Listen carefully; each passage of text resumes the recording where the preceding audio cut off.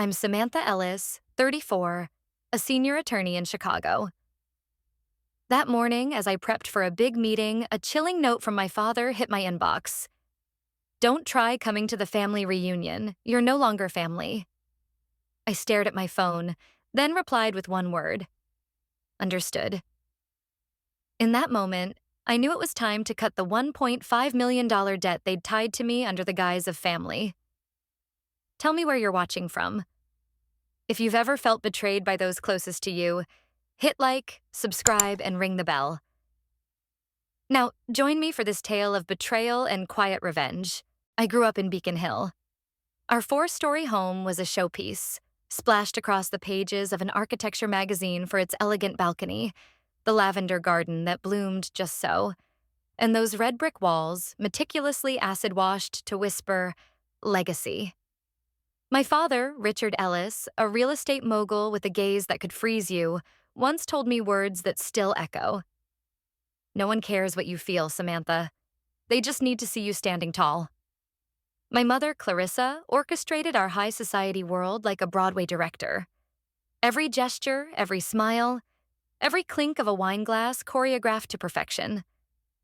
I was the youngest, the daughter. Above me was Nathan, the crowned prince, the heir. From the time I could walk, I knew my role. I was the shadow behind their spotlight. At 12, I won first place in a statewide writing contest. A local paper wanted to interview me, but Mother booked a family salon appointment at the exact same time. "They're taking a family photo," she said, tugging a comb through my hair with quick, impatient strokes. "This is about us looking like one unit. Your win is our image, Samantha." That day, I wore the stiff purple dress she chose and sat in the back row of the photo. Nathan, who had nothing to do with my words, stood front and center, his grin gleaming like it was his victory. That's when it hit me. In this house, it didn't matter who earned it.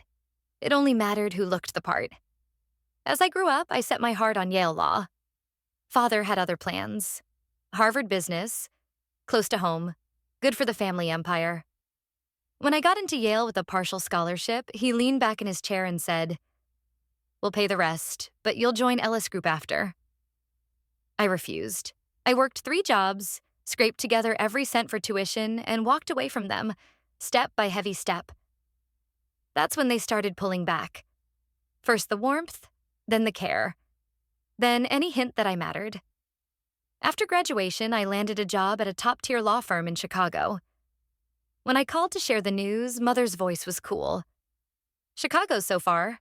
Boston has fine firms, you know." I didn't argue. I was done trying to make them hear me. At 29, I met Julian at a charity event. He was a high school teacher, helping kids navigate college applications. He didn't care about name-dropping tycoons or flashing wealth. He was quiet, real, and when he looked at me, he saw me. Not the Ellis name, not the role I was supposed to play. I brought Julian home for Thanksgiving, steeling myself for their judgment. It came fast. "A teacher?" Mother's eyebrow arched like a drawn bow. "You could have anyone, Samantha. Why settle for someone so ordinary?" "He's not ordinary," I said, voice tight. "He's changing lives." Father didn't even look up from his plate. "What's he make? Enough to cover your rent?" I swallowed hard. I'd been independent since 18, paid my own way through Yale, my own apartment. Yet to him, I was still a kid sponging off the family fortune. That night, the dinner table buzzed with talk of Nathan and his fiancée, Sabrina, daughter of a senator. They gushed over real estate deals, political connections, the grandchild on the way. My work, my life, my big case at the firm? Not a single question. Later, in my childhood bedroom, I curled into Julian's arms and let the tears fall. "They'll never see me," I whispered. He tucked a strand of hair behind my ear and said softly, "You don't need them to. I see you, Sam. You're stronger than they'll ever know." We left the next morning. At the door, Mother's parting shot. "Think hard, Samantha. Nathan's a partner now, settled. You're not getting any younger." I forced a smile, but inside, something shattered. Months later, Father called. The company's expanding. I need you to co-sign a $1.5 million loan. A formality. Your credit's solid. Family sticks together, right? I hesitated. Julian urged me to say no, but I signed, hoping, foolishly, that this might make them see me, that it might earn me a place. I was wrong. And now, when Father's message arrived, cutting me off with one cold line and no explanation, it all clicked. It was time to break the last chain, the $1.5 million debt he'd tied to me in the name of family.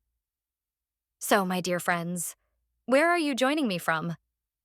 If you've ever felt unseen by those who should love you most, hit that like button, subscribe, and tap the bell. Come along as I share this story of betrayal, resilience, and the kind of revenge that burns quiet but bright. I used to think every kid grew up feeling compared to someone else.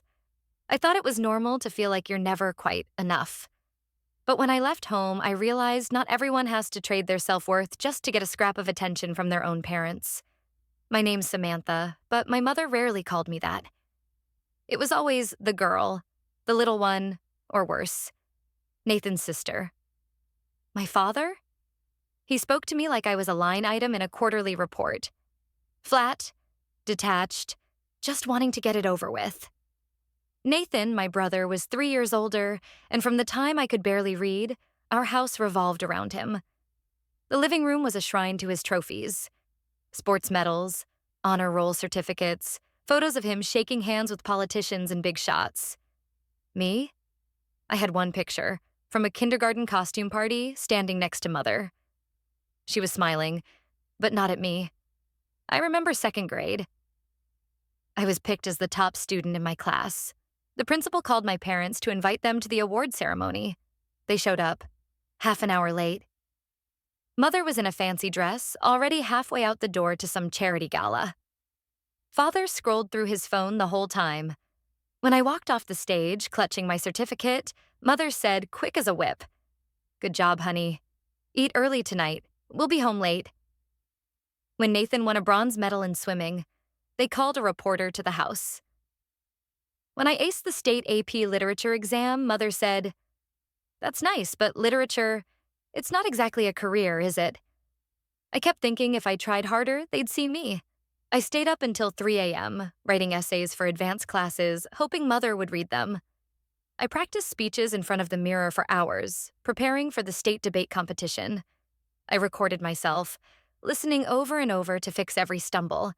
And when I made it to the Northeast Regional Speech Finals, the only girl there, Father just said, "Not bad." Nathan was top 10 in his day. You might wonder, why didn't you just ignore them?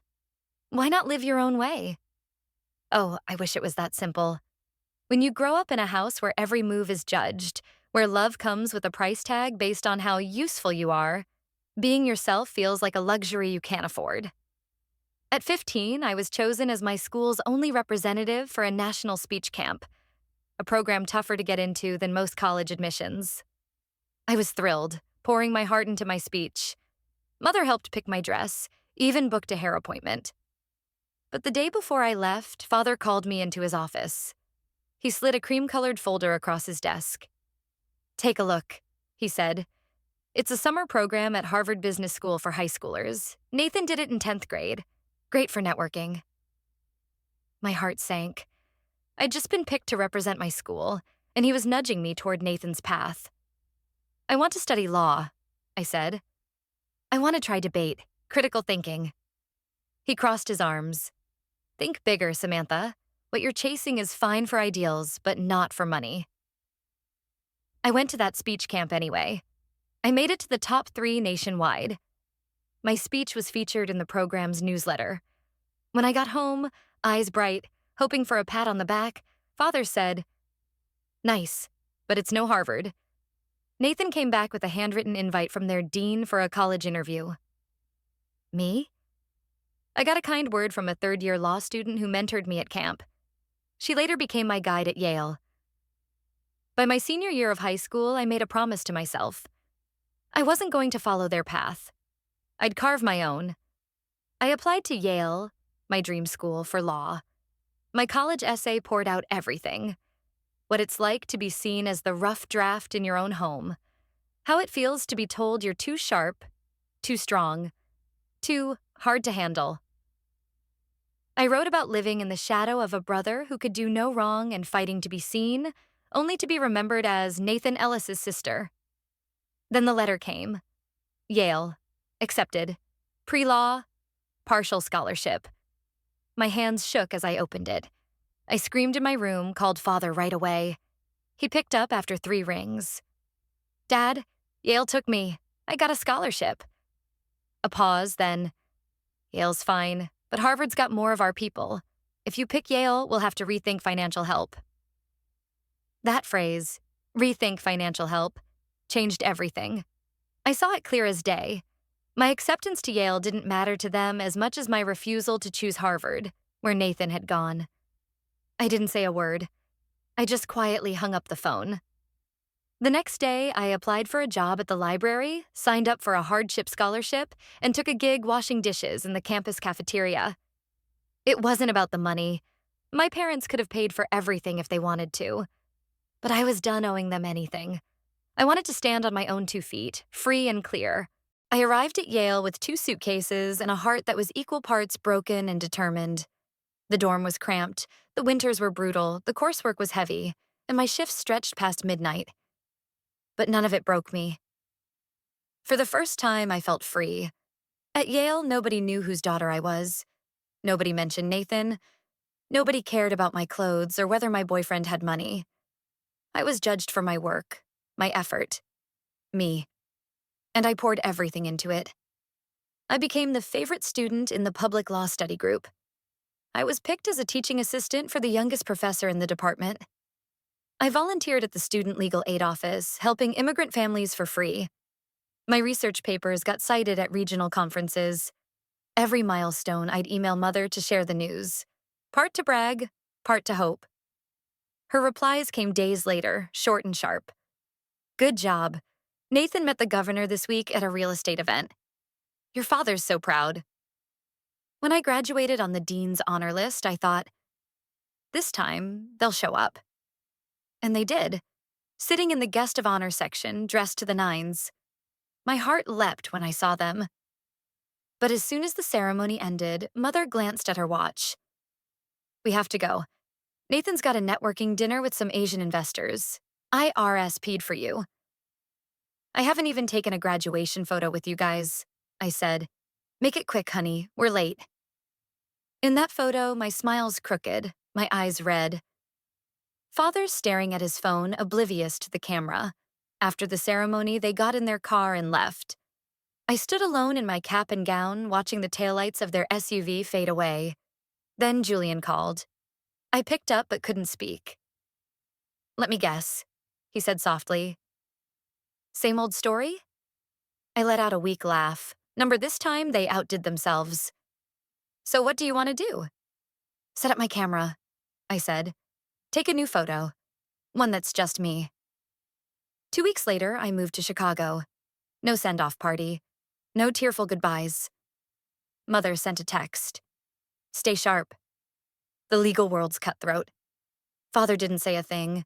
Chicago gave me something Boston never could. Room to breathe. I rented a little apartment and made it my own. Bookshelves I built myself, picture frames I picked out, books scattered everywhere, even in the kitchen and bathroom. I stuck a French language calendar on my mirror and studied human rights law every Saturday morning. I found myself in the late-night clack of my keyboard, in coffee dates with colleagues who loved philosophy, in long walks home through the chilly Wabash streets. Then I ran into Julian again at a community fundraiser. He was teaching English at a public school. I was helping run a free legal clinic for immigrant parents. We recognized each other instantly. After all those years, his eyes still held that same gentle, steady warmth. We started dating again soon after. Julian never asked how much I earned or what car I drove. He just asked, "How's your day going?" One time I said, "Don't you think I'm a bit cold? I'm not exactly warm and fuzzy." He grinned. "You're not warm and fuzzy, you're real. And that's more than enough for me." The first time I told Mother about Julian, she said, A teacher? At a public school? I nodded. She paused, then sighed.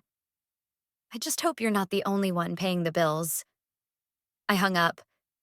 So, ladies, where are you watching from? If you've ever had to fight to be your own person, tap that like button, hit subscribe, and ring the bell. Stay with me as I share how I built a life that was mine. Every hard-won, beautiful piece of it. I got used to being overlooked. But what hurt more than anything was when I stopped feeling the hurt. I went numb to my parents. Their New Year's texts felt empty. Nathan's calls were all about him and Sabrina, his fiancée, the senator's daughter. 3 years after moving to Chicago, I was named lead attorney on a massive merger deal, work usually reserved for seasoned partners. I poured months into it, giving up weekends to nail the final signing.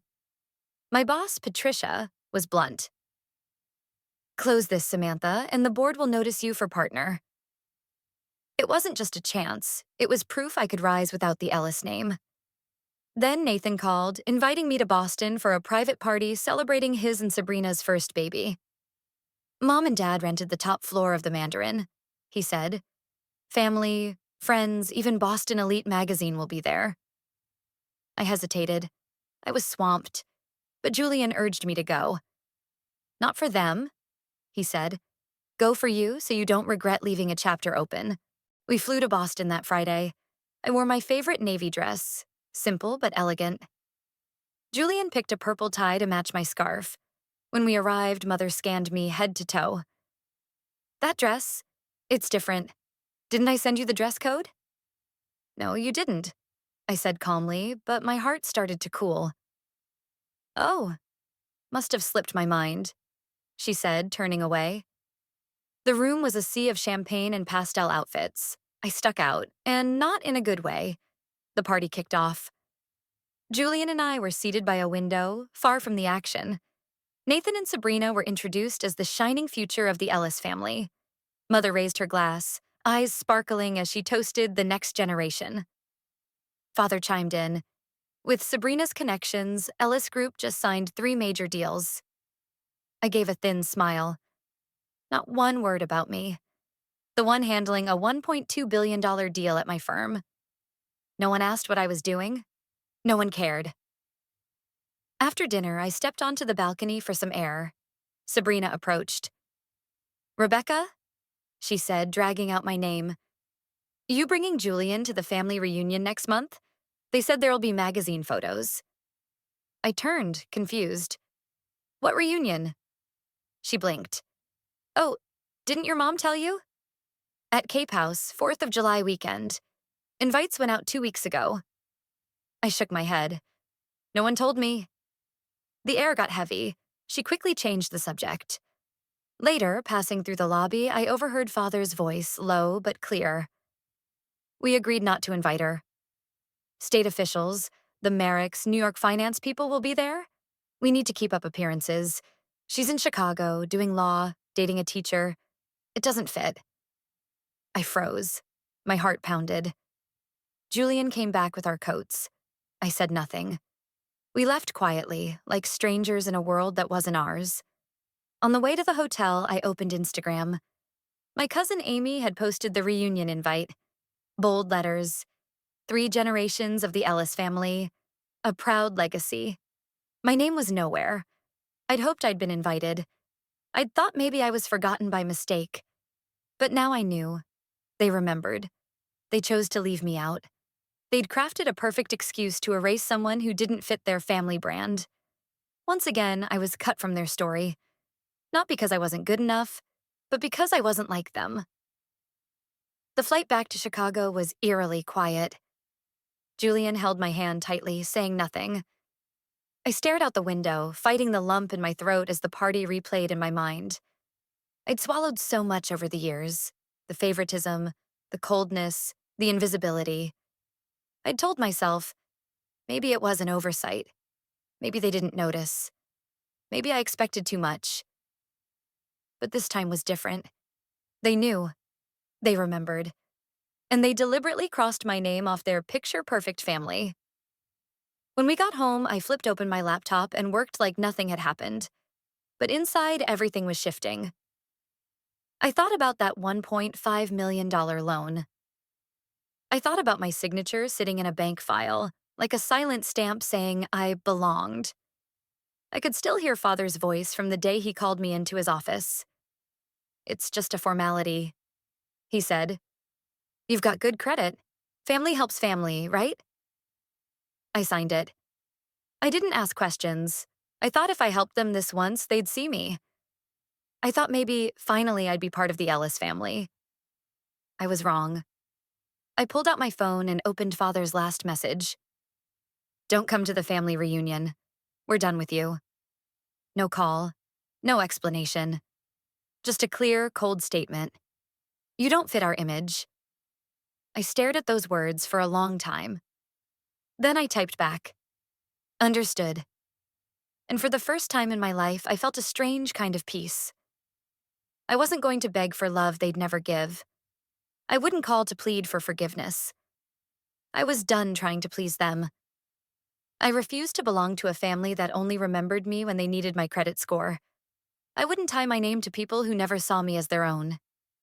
And I sure wasn't going to let my name stay chained to a $1.5 million debt they'd saddled me with like it was my duty. I opened my email and started a new message to Jennifer Murphy, my lawyer. Subject line, "Regarding the loan with Ellis Group. I want out." I didn't need another insult to push me to act. Because now, more than ever, I understood. Family ties can break, but self-respect can't be trampled forever. So what would you do if you were in my shoes? Have you ever had to cut ties to protect your own heart? Share your thoughts in the comments below. I'd love to hear from you. I sat in front of my laptop, my hands still trembling slightly after hitting send on the email to Jennifer, my lawyer and trusted financial advisor for the past few years. The subject line stared back at me. Regarding the loan under my name for Ellis Group, request to terminate legal liability. No outburst, no anger, just a firm final statement, like the sound of a door locking between me and the Ellis family for good. Julian walked into the kitchen carrying 2 mugs of chamomile tea. Without a word, he set one down in front of me. "You sure about this?" he asked softly. I nodded. I've let them control me for too long. I looked up at him. Now I want to know what it feels like to truly own my life. The next day, Jennifer called. "Samantha, do you still have the 2018 loan agreement? Original or scanned, either works." I'd organized my financial records years ago. I sent it within 15 minutes. Her voice paused. "This looks like an unsecured loan solely in your name. Not a cosign, but a unilateral guarantee." "Yeah," I said. "Father told me it was just internal paperwork to speed things up." Jennifer sighed. "He's clever. He used your credit to secure the loan, but funneled the money through Ellis Group. Legally, you're the one on the hook. They get the benefits." I closed my eyes for a moment. I wasn't shocked, just tired. 2 weeks later, Jennifer sent me a full report. "Samantha, you're the primary name on 3 loans totaling $1.57 million. One for $420,000 is current on interest payments. Another for $300,000 is delinquent because Ellis Group missed payments. The biggest is $850,000 is in a 6-month grace period, but there's no sign they've paid any principal." I bit my lip. "Can I get out of this?" Jennifer didn't hesitate. "Yes, but it'll take a firm hand and no backing down. Want me to handle it all?" I nodded over the phone. "I want my name off everything. I'm done being their backup wallet." That night, I came home, turned on the bedside lamp, and curled up next to Julian. I told him everything. The loans, the amounts, the time I signed papers at 26 without understanding, just because Mother called me crying. "You know," I whispered, "they never asked if I was okay. Just, 'Are you done yet?' Or 'When can you send it?'" Julian wrapped his arms around me. "You don't owe them anything, Sam. Not a thing." 2 days later, Jennifer sent a formal notice to Ellis Group, demanding my name be removed from all loan obligations. It went out via FedEx, email, and the bank system. The notice was clear. Samantha Ellis, under laws protecting guarantors from misuse of trust, demands 1. Cease using her name in any new financial transactions tied to Ellis Group. 2. Begin transferring legal responsibility for existing loans to the actual borrower. 3. Failure to comply will lead to civil litigation and a request for an independent audit of all loan records since 2018. Within 24 hours, Mother called. Her number lit up my phone like a ghost from my childhood, one I used to wait for. I answered. Her voice trembled. Samantha, what are you doing? Sending letters to your father? With a lawyer? Are you trying to ruin our family? I kept my voice steady. I'm just following the law and playing the role of someone who's been used as a shield for 7 years. You're destroying everything, she nearly shouted. Ellis Group is in a new funding round. If investors hear you're pulling out, they'll think we're unstable. I gave a small laugh. Then maybe the family should actually be stable before pretending to be. The call ended with her slamming the phone down. But I felt nothing. No pain, no guilt, no shame. Just light. Father called that Saturday night. I was at a cozy Italian restaurant by the river with Julian. Soft lights, piano music, and I'd just started cutting into my lasagna when my phone buzzed. His name glared. Dad, Ellis. I glanced at Julian. He nodded. I picked up. Samantha. His voice was low, clipped, no greeting. I got your lawyer's letter. Have you lost your mind? I stayed calm. I'm just doing what's legal, Father. Don't call me that. His tone was ice. What kind of family drags each other to court? Who do you think you are? I took a deep breath. I'm the one who's been carrying over $1.5 million in loans for a company you run, with no shares, no say, and now no place at your family gatherings, like a stranger. If I'm not family, there's no reason I should keep backing your finances. He went silent for a moment, then shifted his tone. You think this makes you clever? You're tarnishing the Ellis name. I gripped the phone. No, Father.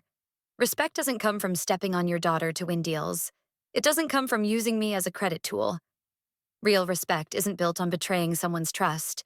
My voice stayed even, but firm as steel. This is the last time my name's tied to any family loan. If you dodge or delay, I'll push for a full audit. He growled, You don't know what you're messing with.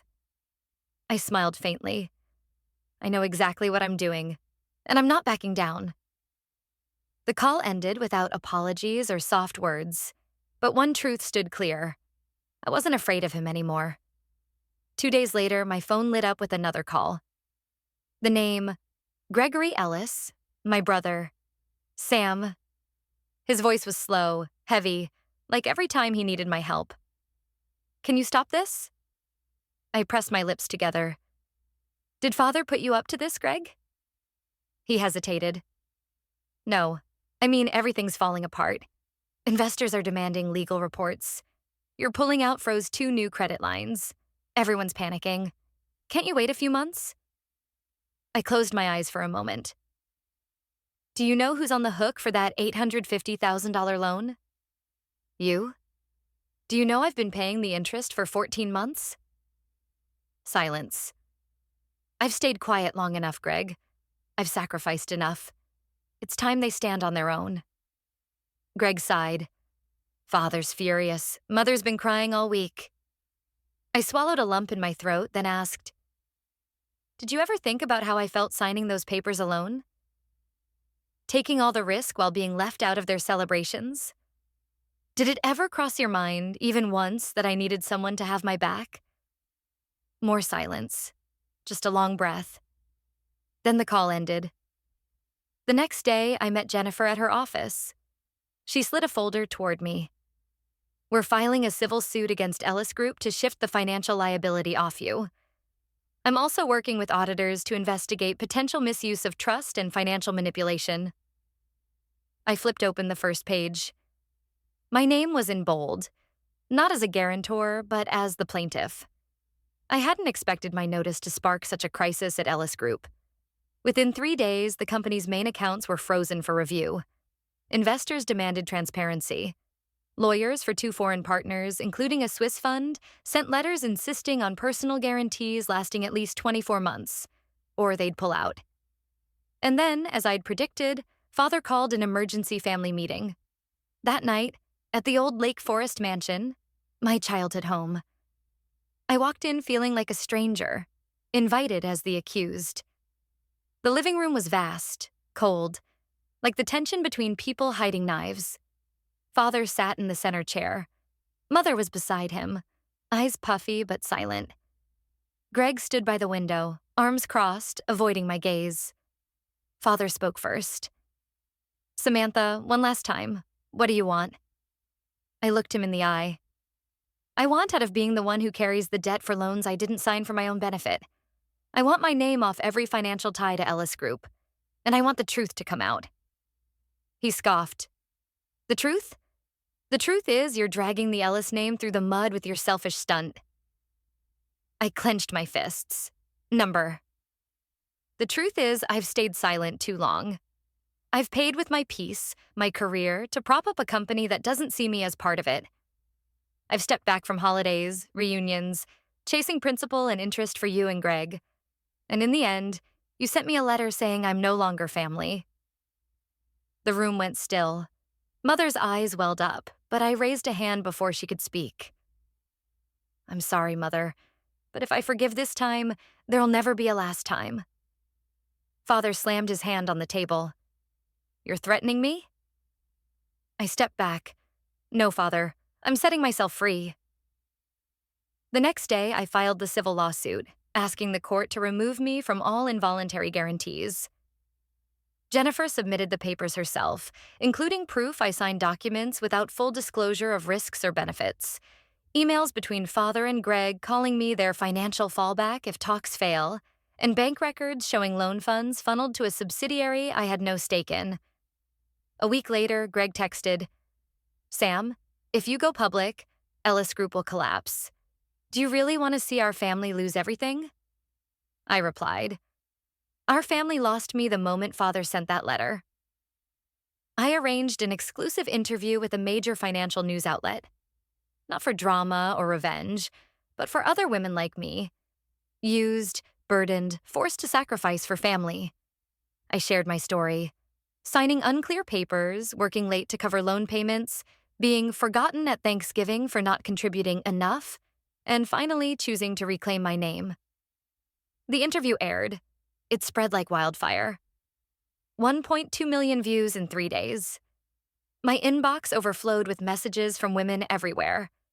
I was the family wallet, too. "Thank you for saying what I couldn't.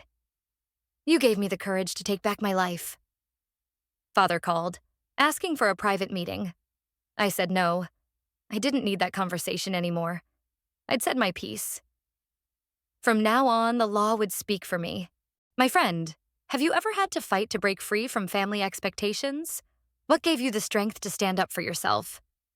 Share your stories in the comments. I'd love to hear them.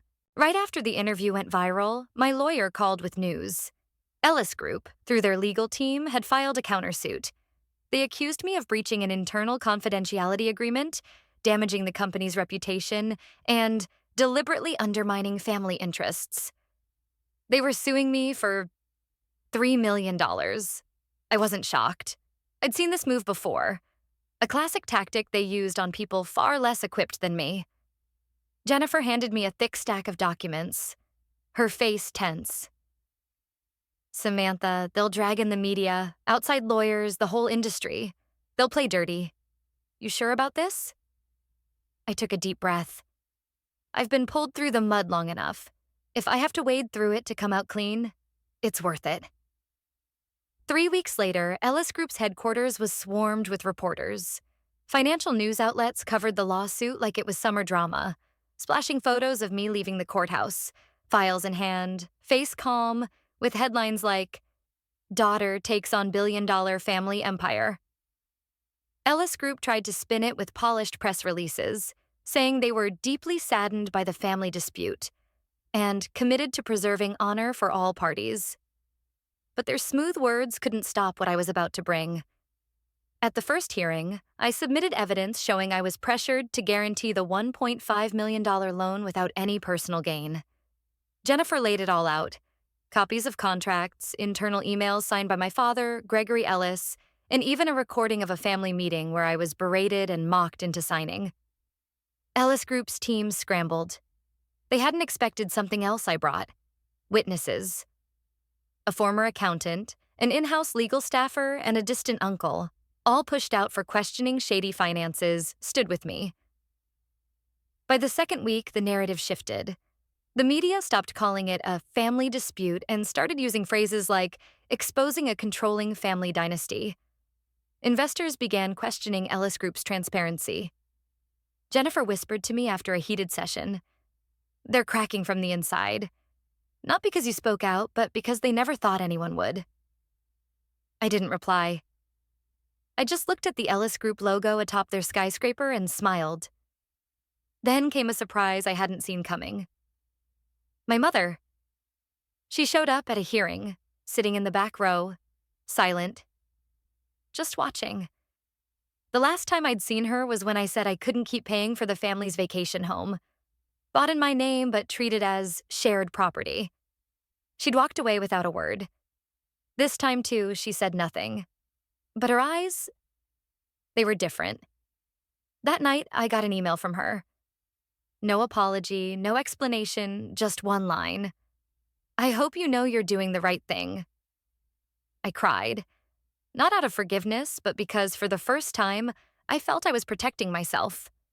The case moved to a public trial after 3 months of investigation. Chicago's federal courthouse was packed daily. Reporters, investors, curious onlookers drawn to the family feud of the century.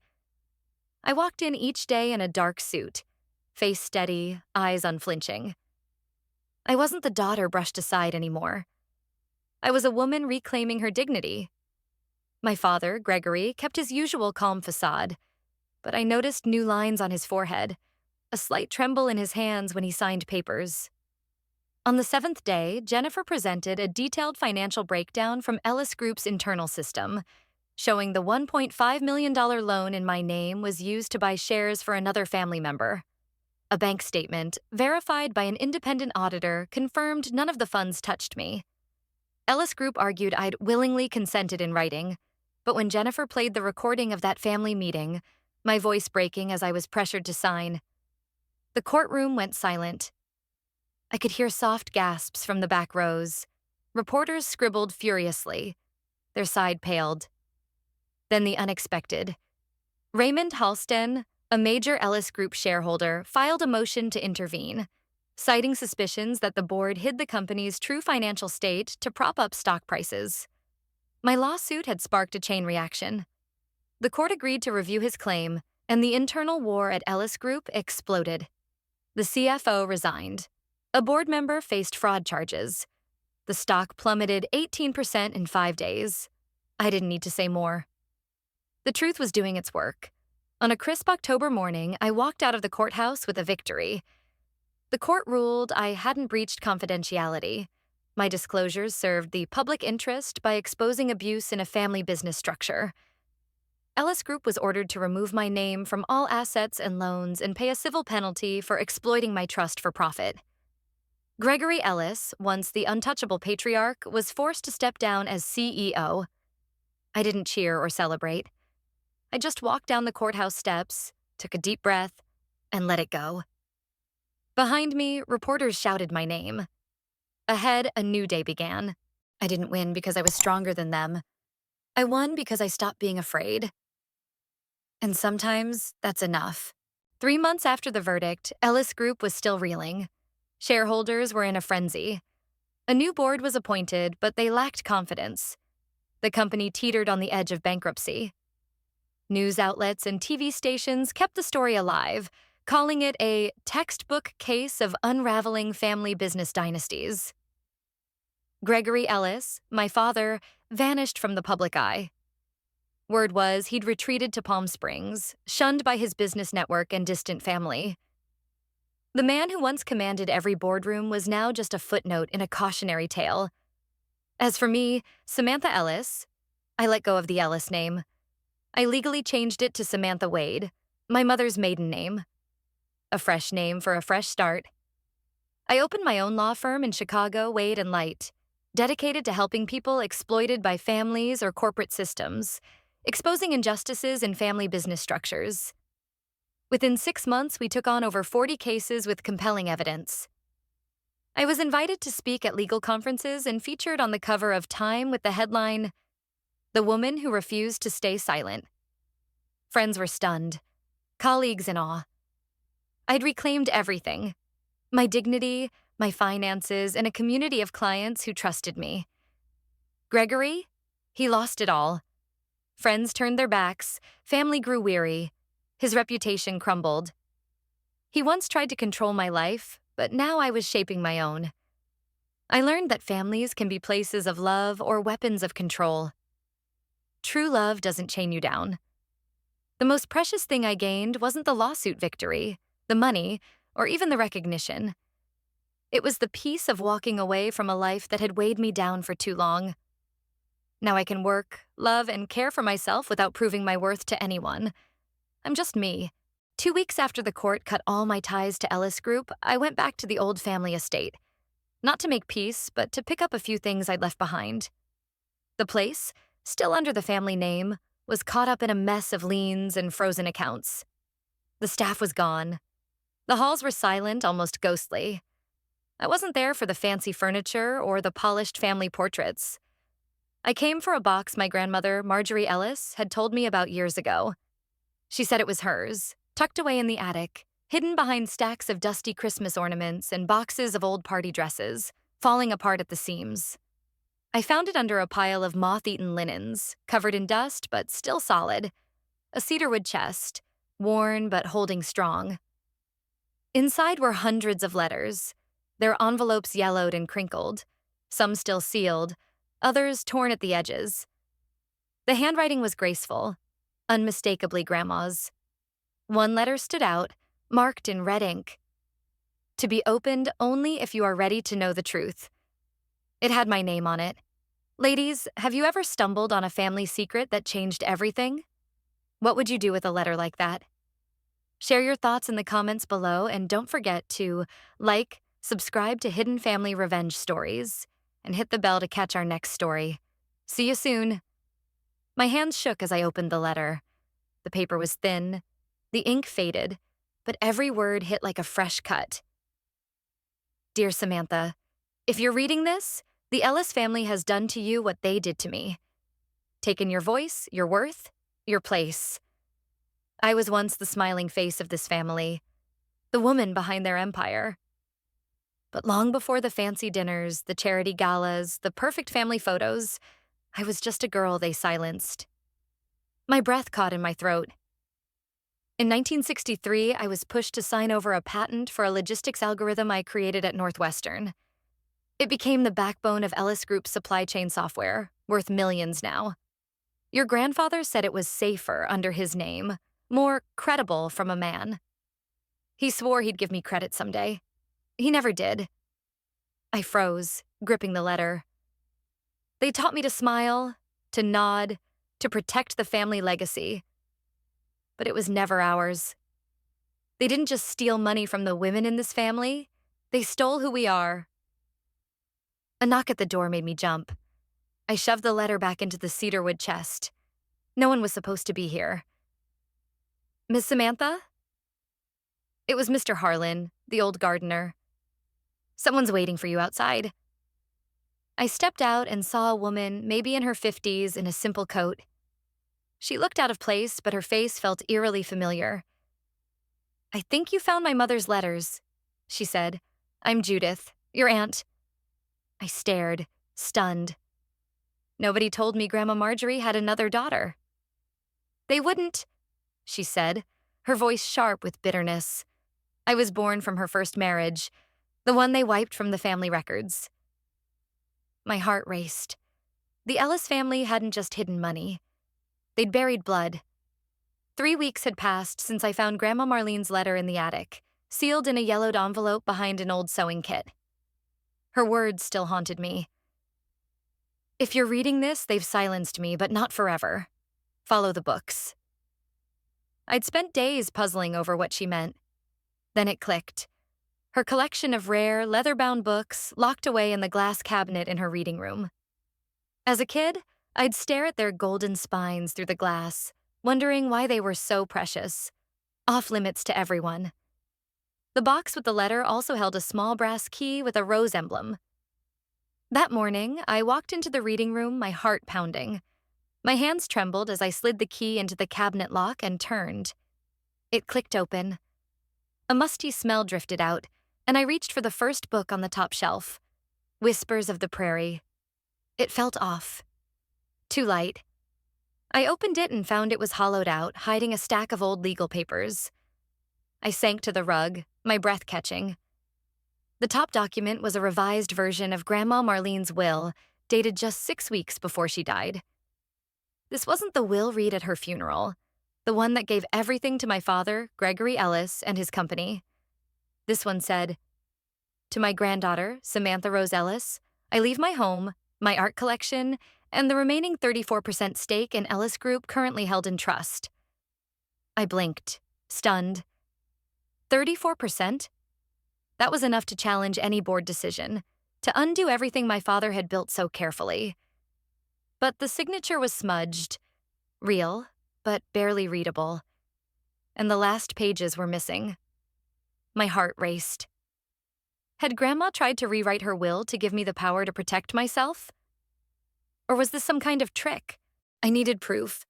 Someone to verify the handwriting, the date, her intent. Only one person came to mind. Aunt Valerie, Grandma's youngest sister, the family outcast. She hadn't shown up to the funeral, and nobody had mentioned her since. Last I knew, she was raising horses in New Mexico, as far from the Ellis name as she could get. If anyone knew what Grandma wanted, it was her. I grabbed my phone, my pulse hammering, and dialed the only number I had for her. It rang once, twice. Then a raspy voice answered, hesitant. "Hello? Aunt Valerie? It's Samantha. Samantha Ellis." A long pause, then softly, "I wondered how long it'd take." "You found the books, didn't you?" My breath caught. "Yes, I found her will, and I think someone hid it on purpose." "No, honey," she said. "They didn't hide it. They stole it. And what they did to your grandmother, that was just the start." I thought it was all over after the final court hearing. I'd won. Ellis Group was ordered to pay damages, my name was cleared, and invitations started flooding in. Women's finance conferences, legal summits, talks about fairness in family businesses. It felt like justice had finally come. But I forgot one thing. People who thrive in the shadows don't give up easily. That night, I'd just gotten home from a speaking event.